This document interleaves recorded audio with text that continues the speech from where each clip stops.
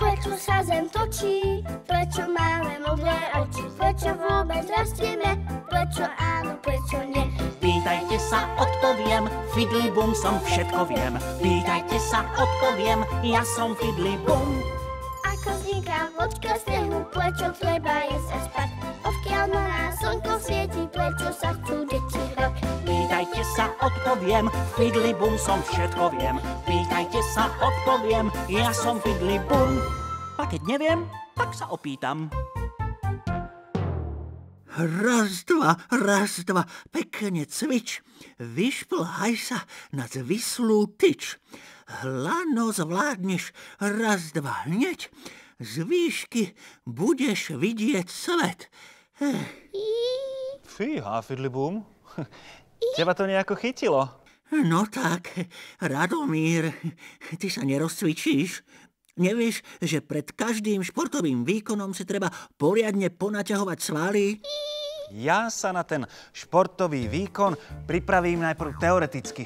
Veď pri šplhaní je aj tak najdôležitejšia správna technika. No, a rozcvičiť sa môžem aj neskôr v telocvični.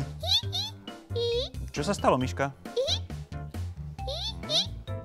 No, a nerozcvičím sa. Práve prišiel mail, že dnešné fidly preteky v štafetovom šplhaní na tyči a na lane sú zrušené. Kúk, ale ako to? Prečo? Čo sa stalo? Čože? V telocvični bola potopa. Možno bola diera v streche a napršalo do nej. Alebo sa rozvodnila nedaleká riečka a celú ju zatopila. V každom prípade podľa priložených fotiek je tam všetko vlhké, sliské a šmykľavé. Aj lana a tyče? Fú, na tie by som sa teda šplhať nechcel. Myslím, že by sa ti to ani nepodarilo, Fidlibum. Medzi tvojimi rukami a vlhkou tyčou by nevzniklo dostatočné trenie. Šmíkal by si sa dole. Aha, a čo toto trenie vlastne je? Môžeme si to vyskúšať.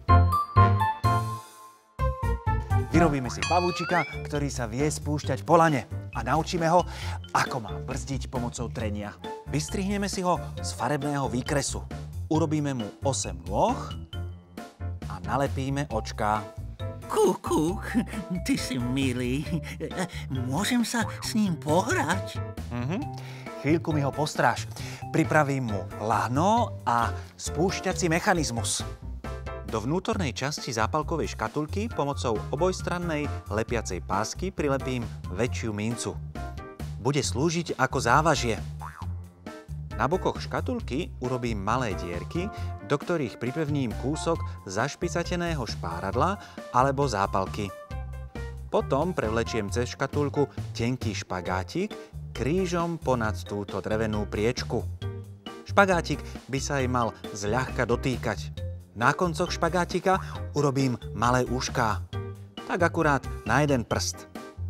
Tak, poď, pavúčik. Prilepím ťa z opačnej strany škatulky. Hotovo. A môžeme začať s tréningom.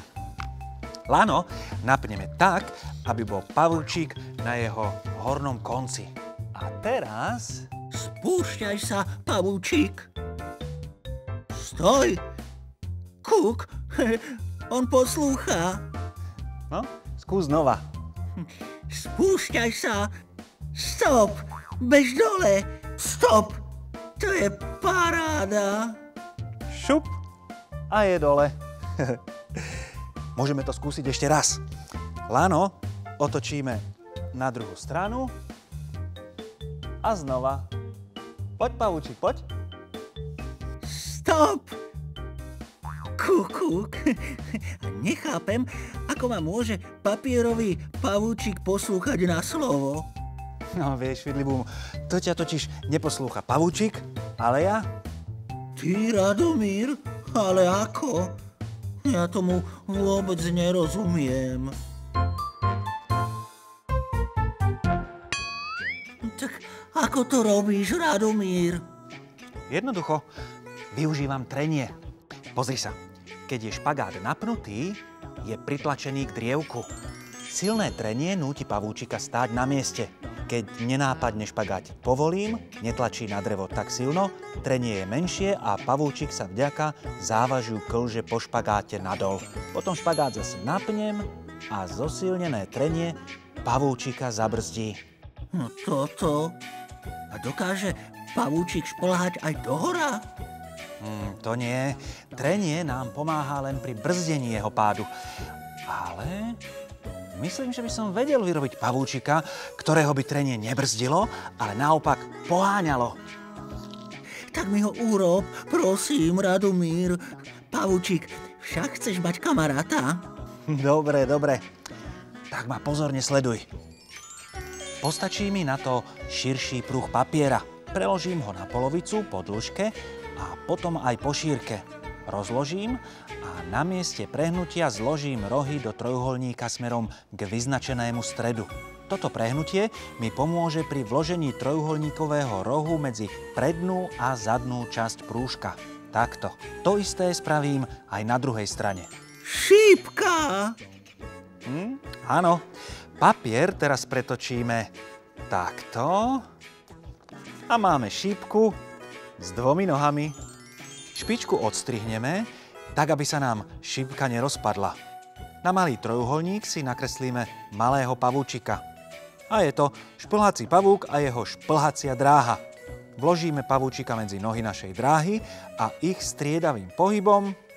Kukučka skákavá, vidíte to? On beží.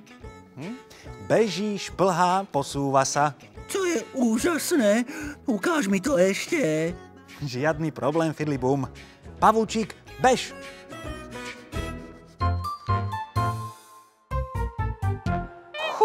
Radomír, ako to funguje? Na maličký trojuholník striedavo zatláčam raz z jednej a raz z druhej strany. Papier je trochu drsný. Tam, kde zatlačím, vzniká väčšie trenie. Nožička sa do trojuholníka, tak povediac, zahryzne a posunie ho dopredu. A potom druhá nožička z druhej strany a už to beží. Jasné. Takže stačí len trocha tréningu a správny rytmus. Tak ktorý pavúčik sa ti páči viac, Fidlibum, ha? Neviem sa rozhodnúť. Sú super, ale asi o niečo lepší je tento šplhajúci. Stačí naň kúsok papiera, nožnice, troška šikovnosti a môžeš sa zabávať koľko len chceš a kde len chceš. To je pravda. Kúk, mám nápad. Kamaráti, vyrobte si takéto šplhacie šípky doma s rodičmi, súrodencami alebo aj v škôlke. Každý nech si na tú svoju nakreslí obľúbený obrázok a môžete si usporiadať mini preteky v mini šplhaní. Tak týmto nápadom si u mňa šplhol, Fidlibum. Určite to skúste, kamaráti. Bavte sa! Ahoj! Ahoj!